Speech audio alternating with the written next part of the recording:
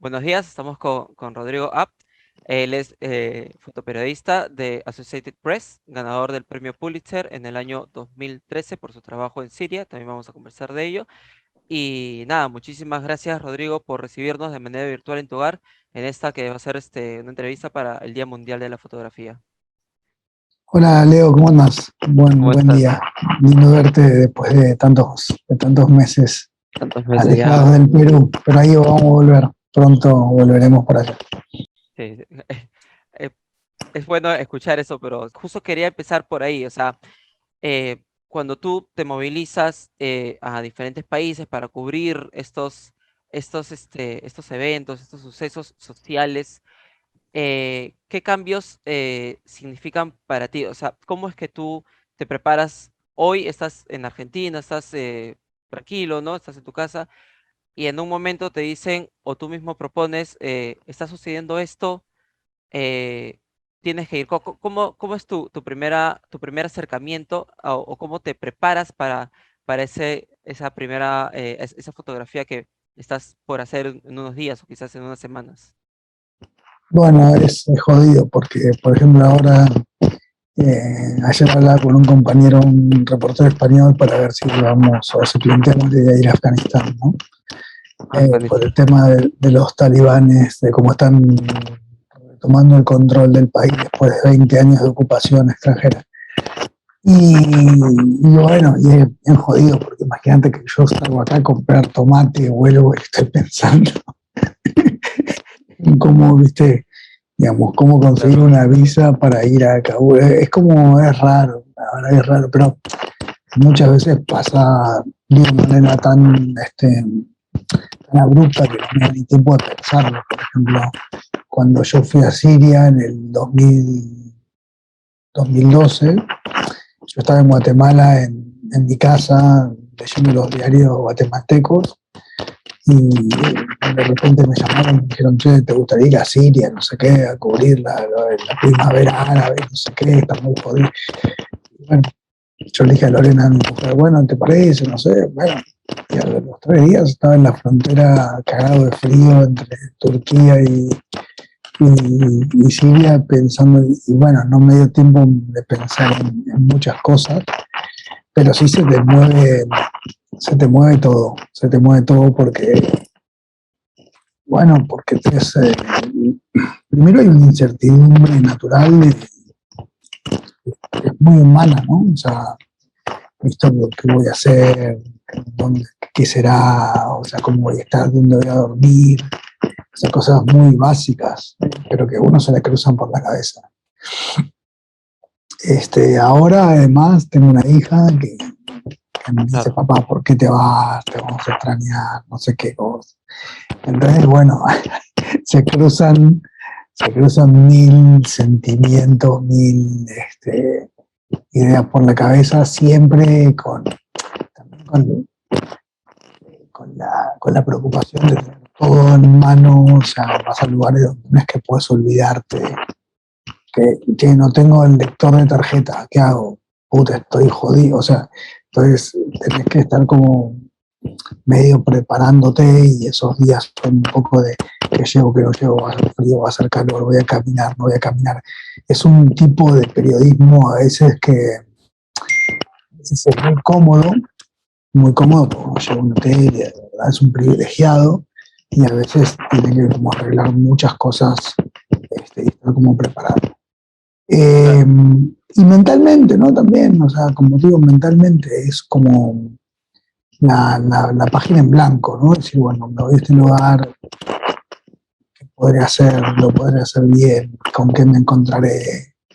Este, a pesar de ir tal vez a repetir, de ir al mismo lugar por tercera o segunda vez, ¿no? O sea, es como siempre es nuevo, siempre el escenario es diferente, la situación política, social, económica va cambiando mucho, ¿no?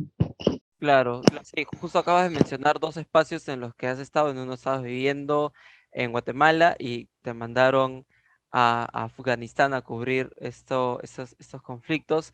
Has estado en Siria, que también era un lugar, bueno, sí, lo sigue siendo, un lugar con alta tensión. has estado, bueno, aquí en Perú durante bastantes años. Los últimos, la pandemia, los problemas que hubieron en noviembre, ¿no? Con la vacancia de Vizcarra. También has estado en Honduras, también. Me contabas cuando estabas aquí también que estuviste en Brasil, conociste estábamos comparando a la policía de allá con la policía de acá, que eran un poco más, Un máster en represión. claro, tienen un máster en represión. Entonces, ¿cómo es ese momento? Y por lo que he estado viendo también en tus fotos, ¿cómo es ese momento en el que estás en medio de la incertidumbre, en medio del ruido, del conflicto? No quizás una persona que no está acostumbrada, no sabe dónde mirar, a dónde caminar, pero tú estás ahí con una cámara y estás atento a eso, pero también estás atento a capturar esas fotos, ese conflicto y dar a conocer a la gente, miren, esto está pasando. ¿Podrías comentarnos un poco ya del momento en el que estás en el lugar de la foto? Eh, Mira, la idea es, a veces el trabajo corre como en velocidades diferentes, ¿no? A veces vos tenés que llegar a un lugar y enviar fotos como muy rápidas, entonces parte de tus energías están puestas en temas de comunicaciones, si tenés el chip del modem o si mandas de la cámara ahora que todo se ha acelerado, entonces tenés que mandar muchas veces desde la cámara, ya ni siquiera sentarte y editar las fotos desde una laptop, pero Claro, si no tenés que ver, bueno, que, cuándo mando, qué mando, y entonces tenés que estar atento a lo que está pasando, tratar de capturarlo, digamos, lo más rápido posible, tratar de conectarse con gente que sepa dónde están pasando las cosas y cómo están pasando, y después de eso, este, energías puestas en cómo lo mandamos.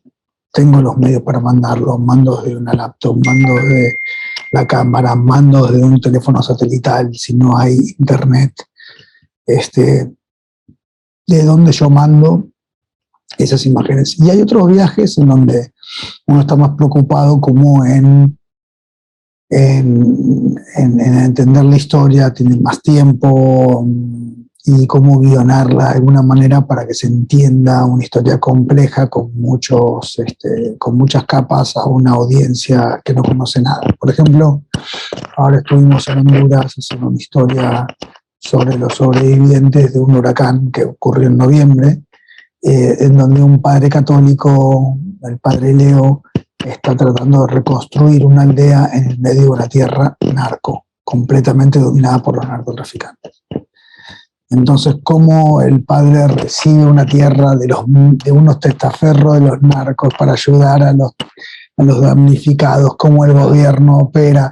Bueno, toda una trama muy interesante para contar la historia de una región centroamericana, pero que más que la inmediatez, que ya pasó eso hace varios meses, es como cómo poder contar esa historia para que hoy una audiencia global entienda lo que es el cambio climático, la migración, los migrantes climáticos, por qué la gente migra de los lugares en los Estados Unidos, cuáles son sus razones y cómo un fenómeno natural, si lo querés llamar, afecta a una región para que haya más migrantes queriendo subir para los Estados Unidos.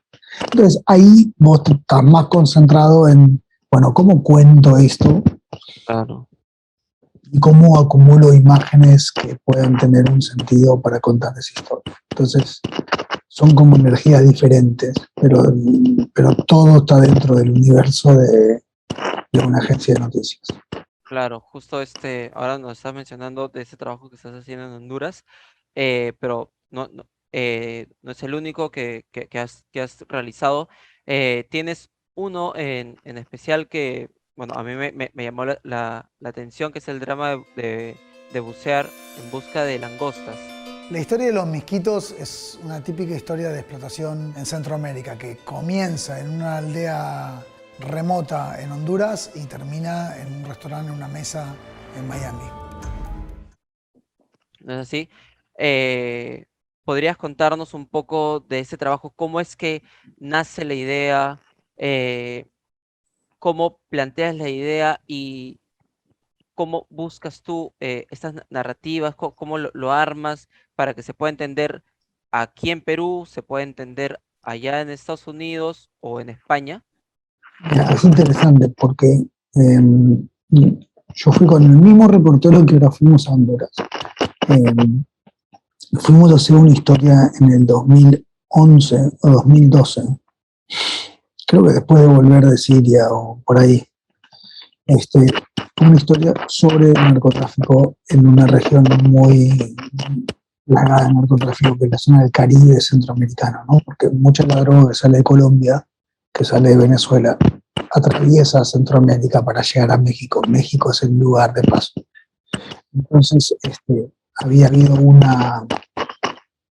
enfrentamiento entre miembros de la DEA y en un pueblo remoto en Honduras.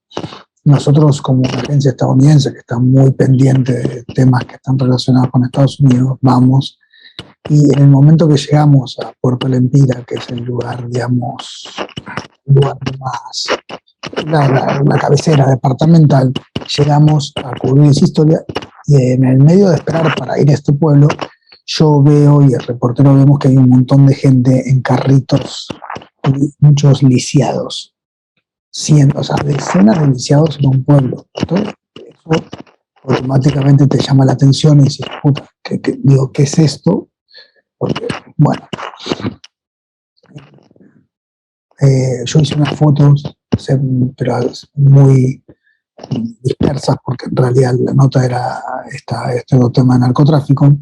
Y volví, después ese año me mudé al Perú, en septiembre. Entonces, de alguna manera, ese movimiento al Perú, esa mudanza, después de tantos años en Centroamérica, me alejaron un poco de esas historias. Pero, y eso es como una cosa que le pasa a todo el mundo y que seguramente a los que están escuchando, que los estudiantes tienen alguna historia que les da vueltas por la cabeza. Y pasan los años, pasan los meses, pasan las semanas, se embarcan en otras cosas. Y entonces en un momento le digo a mi jefe, bueno, pero no sé qué pasó. Una reportera también estaba haciendo otra historia de narcotráfico y pesca y en los Estados Unidos, y dice, de repente la historia de los buzos después de tantos años, después de 5 años, vuelve a la carga, ¿no? Entonces, a partir de ese día, casi ahora 10 años atrás, surgió la idea que pudimos llevar a cabo después de 7 años.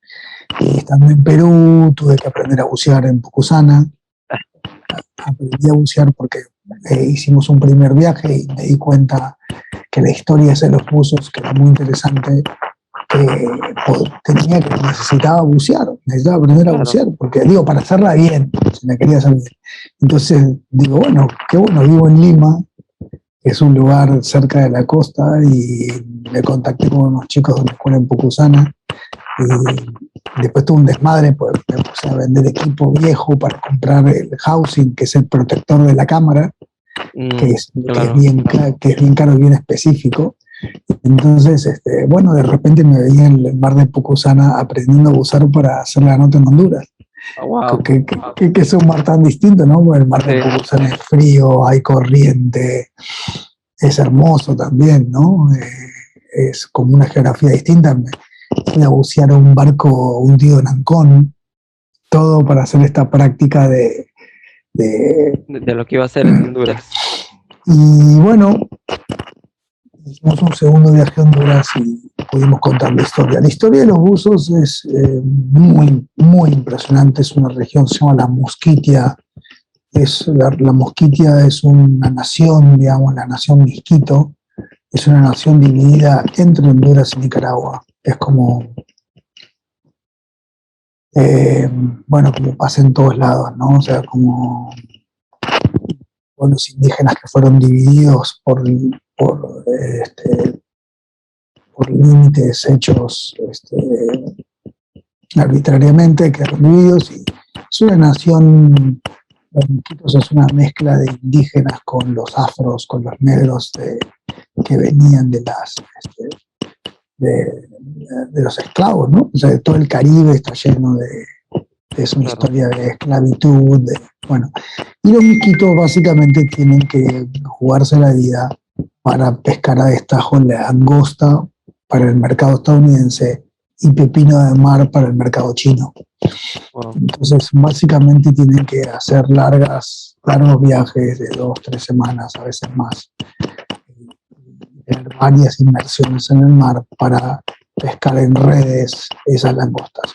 Y ellos cobran por peso, o sea, si pescan 20 kilos, se suman a un librito y a fin de las 3 semanas cobran un dinero que les permita volver al continente y sobrevivir en un lugar donde hay 2 cosas: temporada de langosta y cocaína y tráfico de droga. O sea, no hay mucho más que hacer por ahí, porque además son lugares tan apartados donde se puede llegar. Para llegar a la Mosquitia hondureña ni siquiera hay carreteras, tenés que llegar por avión o por barco. Wow. Entonces, es una región donde no hay muchas posibilidades de desarrollo, más que estar en la industria de la pesca, de la langosta, o sumarte a ayudar a los narcotraficantes a pasar su mercadería. O sea, más o menos como, digamos, en la tragedia que están atrapados los usos. Nosotros queríamos contar esa historia. Wow, sí, y por lo que mencionas, o sea, también o sea, contar la historia de cómo pasan de una región tan accidentada, con tantos problemas, con tanta pobreza, muy cerca del narcotráfico, y bueno, y lo que mencionas que las langostas salen de este lugar con tantos problemas, pero terminan en un espacio completamente diferente, en un restaurante en Estados Unidos, donde quizás las personas que vayan a consumir eso no tienen ni idea de dónde ha salido esa langosta y qué todos los problemas que cargan detrás, ¿no?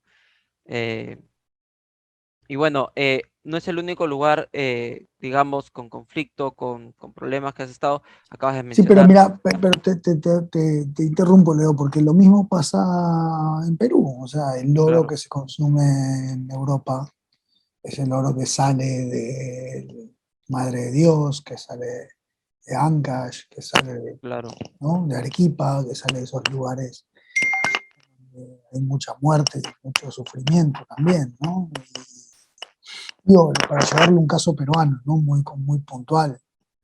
Entonces, creo que es una historia que ocurre ahí, pero que también ocurre en Perú, en África, y los países que tienen esas materias primas que después son exportadas para el uso en el primer mundo. claro, claro. Claro, lo acabas de mencionar, ¿no? El oro en Perú, con todo lo que tiene detrás, que es el tráfico de personas, el asesinato, el tráfico de terrenos, y bueno, también el asesinato a poblaciones indígenas, ¿no? Porque el oro no lo sacan de, de, de una calle concurrida, no, lo sacan de un lugar donde la mayoría de personas son originarias. Eh, y otra de las cosas que también mencionaste es sobre Afganistán. Y bueno, no te voy a preguntar de todo el trabajo que hiciste en Afganistán, sino algo muy específico que fue con lo que más te conocí aquí en Perú, que fue la camarita de madera que estuvimos ahí en el centro de Lima y estuviste haciendo unos retratos, pero quería preguntarte, quizás que algo que siempre quise preguntarte también ahí, ¿por qué utilizar esa camarita de madera con todo el trabajo que venía detrás? Porque yo recuerdo que era colocar a la persona, no te muevas, no te muevas, y estar, y metías la mano, metías la cabeza, ajustabas unos y ¡plac! Salía la foto. Acordate que a veces se interrumpía la calle esa que daba a la iglesia, entonces pasaban los autos, en un momento Sí, paramos en la... claro, tenías que cargar Sí, la cabra, esperar a que sí, pase. sí, es un problema, es un tema, una complicación logística. ¿Por qué? porque muy rápidamente cuando empecé a hacer esto, cuando aprendí en Afganistán la técnica, hubo algo que hizo un clic, que fue eh, el resultado de esas miradas, el resultado de esos retratos que me transmitían algo diferente, donde yo veía como una profundidad inusual en esas fotos. Y desde ahí pensé que no solo era una complicación logística, que lo sino que también es es una forma de ver el mundo diferente, ¿no? Claro. Es una forma de contar la realidad de otra manera. Y, y bueno, vos lo viste ahí en Mesa Redonda, o sea, esos rostros esos personajes, que, esos limeños, peruanos, migrantes, locales, trabajadores, venezolanos, que posaban frente a la cámara, nos contaban su historia a través de sus miradas, ¿no? De un año duro, de sufrimiento, de pérdida, de, de alguna manera restarteo de sus vidas, ¿no? Por todo lo que había pasado. Y me parece que es una buena forma de transmitirlo a través de otro formato. Y eso es al final lo más interesante. Vos viste que es un quilombo, ¿no? O sea, que se te cae la cámara, que el líquido, que hay que llevar agua, que la tela negra se cae. Bueno, vos lo viste perfecto, ¿no? Sí, pero era súper interesante, por eso ahí estamos todos los días, este, tomando una serie de fotos, veíamos un personaje, lo veíamos al otro, él. Pero si bien es cierto, mencionaste de que era un momento difícil no para el Perú, para el mundo, ¿no? La pandemia. Pero bueno, tú estás aquí en Perú, entonces era un momento difícil para el Perú, para los limeños, para los extranjeros, para todo, y ni siquiera los limeños, porque también conversamos también con varias personas del interior del país. Pero aún así, tú también has estado en otros momentos de conflicto, por ejemplo, en la guerra de Siria, tienes fotos muy cercanas a las personas afectadas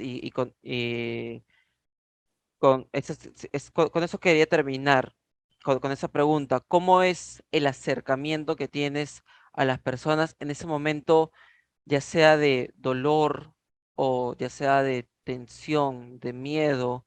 ¿Cómo haces tú para acercarte a la persona y levantar la cámara y tomar la foto? Mira, vos me preguntabas, yo pensaba, y me han preguntado muchas veces esto, creo que, creo que lo voy como madurando con el tiempo. Creo que lo más importante es que uno, o al menos en mi caso, cada vez que me puse frente a esa situación, es porque yo consideraba que era muy importante contar la historia. No lo hacía como un trámite, como un trabajo, como un trámite burocrático que hay que hacer para ganar un sueldo. Que lo veo completamente, que lo veo bien. Si uno tiene que hacerlo porque todo el mundo tiene que ganarse la vida y mientras que uno lo haga con un mínimo de respeto ante los demás, lo veo como... pero en mi caso, creo que en casi la mayoría de las situaciones que estuve, donde tuve que invadir un espacio de dolor, una situación dramática para familias que habían perdido a sus miembros por asesinatos, por este, haber quedado abajo de una luz o de Claro. cenizas hirviendo. Siempre pensé que lo estaba haciendo por un por una idea, ¿no? Por una idea de que era la importancia de poder contarlo. Entonces, eso también me ha salvado un poco. Me ha salvado de esos cuestionamientos que tenemos todos. No solo lo tienen, digamos, la gente que está un poco en contra, que critica mucho el periodismo, que tiene una visión crítica del periodismo que yo creo que tenemos que tener. Yo soy consciente que nosotros tenemos que mirarnos a nosotros mismos como trabajadores de prensa. Pero me ha salvado porque siempre consideré que ese fin importante, que es poder contar historias muchas veces de las que yo había elegido, que son historias completamente olvidadas, son historias que no están en la agenda noticiosa. Entonces yo sentía que si yo contaba esto de una manera responsable, honesta y profunda, podía hacer ver, dar a conocer un tema que tal vez estaba ahí medio como en el olvido, pues, ¿no? Y eso me salvó, porque cuando vos tenés un fin muy concreto, también no es que lo estás haciendo solo porque bueno, porque hay que, no sé, la aventura o el simple hecho de la curiosidad o de ganarse la vida a pesar de, etcétera, etcétera, ¿no? O sea, entonces, no esto lo estoy pensando mientras hablo con vos, pero creo que de alguna manera me ha ayudado eso, me ha ayudado también me ha permitido ser consecuente en lugares, repito, lugares donde nadie daba mucho, donde nadie ponía el ojo. Entonces, eso también es como una búsqueda de fortaleza, ¿no? O sea, bueno, voy a atravesar todos estos problemas, voy a invadir espacios, voy a molestar a mucha gente, porque uno, la verdad, uno también tiene que ser consciente que uno está como metiéndose, ¿no? Jodiendo, metiéndose en lugares, haciendo recordar a las víctimas, o sea, es duro. Claro. Pero si eso tiene un fin superior, creo que vale la pena. Así es. Nada, entonces, gracias por la entrevista, Rodrigo Abt. Me ha gustado mucho conversar contigo después de tanto tiempo, Pero seguir aprendiendo. contá un poco, yo voy a contar un Leo. ¿Cómo nos conocimos? A ver, contá un poco, en un cementerio, ¿no? En el Claro. cementerio Nueva Esperanza. Nueva Esperanza, él estaba con su padre, era un 1 de noviembre y la nota era como ese cementerio que siempre estuvo abarrotado de gente, permanecía vacío, un hecho histórico, ¿no? Por toda la importancia que le dan ustedes los peruanos al Día de los Muertos, etcétera. Y ahí estando caminando, nos conocimos y bueno, quedamos, no, bueno, sí, hablamos, no sé qué cosa. Y no sé, una semana más tarde, no sé, estaba Leo, sin conocerlo, yo estaba embarcándose a esta aventura de montar la cámara de madera en mesa redonda En medio de mesa redonda. para explicar, para que la gente que esté conviviendo, pasando, trabajando, ganándose la vida, nos cuente por qué es lo que había pasado, ¿no? Qué es lo que les había pasado en ese año que se estaba terminando.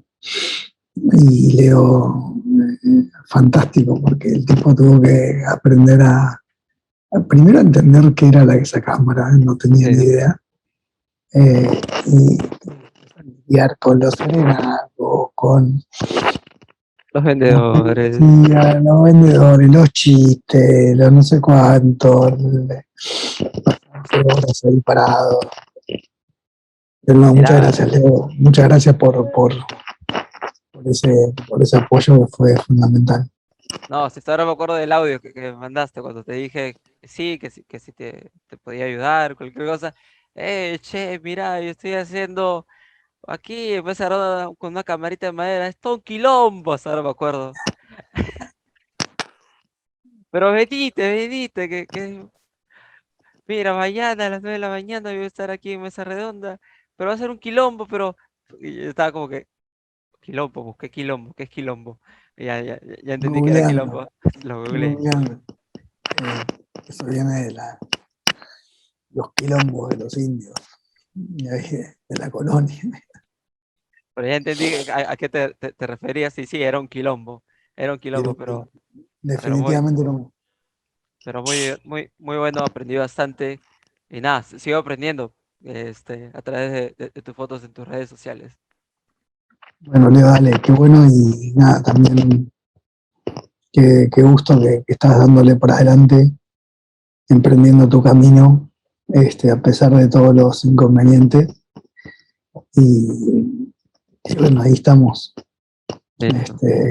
Me alegro que le des a pesar de todo. Eso es importantísimo. Gracias, Rodrigo, gracias. Entonces, Dale, nada, muchísimas gracias por estar con nosotros y espero conversar contigo en una próxima oportunidad. ahí en el Perú. Gracias. Un abrazo.